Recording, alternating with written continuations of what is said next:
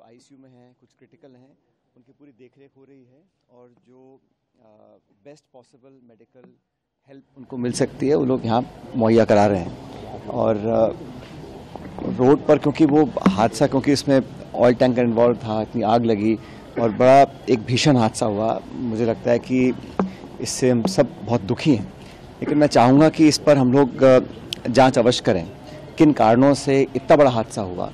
अगर वहाँ पर ट्रैफिक नियम की बात है, रोड कंस्ट्रक्शन की बात है, इनकम्प्लीट कंस्ट्रक्शन की बात है, या हाईवे पे जिस प्रकार की सावधानी बरतनी चाहिए हमने नहीं बरती है, उसका अध्ययन करना पड़ेगा। क्योंकि जैसे आबादी बढ़ रही है, यातायात के साधन बढ़ रहे हैं, उसी तरह हमारे एक्सीडेंट्स बढ़ रहे हैं। और एक्सीडेंट्स न सिर्फ राजस्थान में, पूरे देश में बढ़ रहे हैं।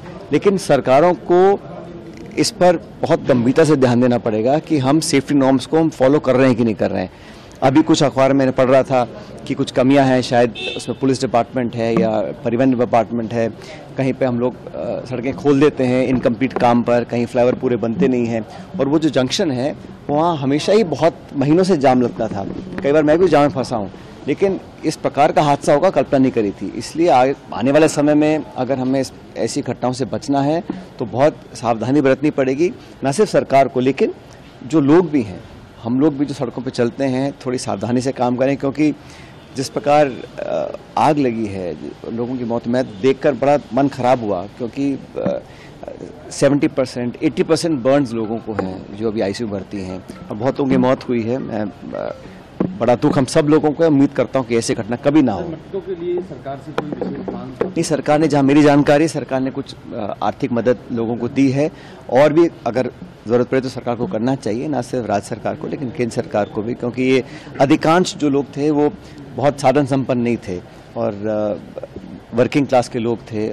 तो उनकी जितनी सहायता हो सकती है करनी चाहिए, सरकार को भी, हम सब लोगों को करनी चाहिए। लेकिन ये 14 लोगों की अब तक मौत हो चुकी है और काफ़ी लोग अभी और क्रिटिकल हैं।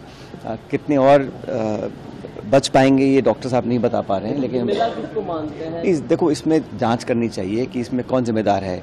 वाहन चालक है या लापरवाही हुई है, कहीं ओवरसाइट हुई है, कहीं सेफ्टी नॉर्म्स का उल्लंघन लोगों ने किया है, कौन लोग इन्वॉल्व थे, इस पर तो जांच पूरी होनी चाहिए।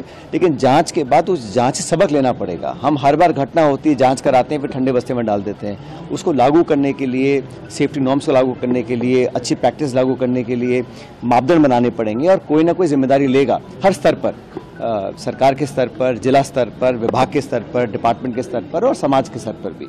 लेकिन इस प्रकार की घटना होने से पूरे देश में आज एक शोक का माहौल है और मैं दोबारा जो जिनकी मौतें हुई हैं उन सब के परिजनों को अपनी सांत्वना देना चाहता हूं और उम्मीद करता हूं कि जो लोग अभी हॉस्पिटल में हैं ये सब बहुत जल्दी स्वस्थ हो जाएं। स्थानीय लोगों का मानना है कि वो जो कट है वो लंबे समय से इसी तरह की वहाँ पर बनी रहती है दुर्घटना की। पहले छोटी मोटी घटनाएं हुई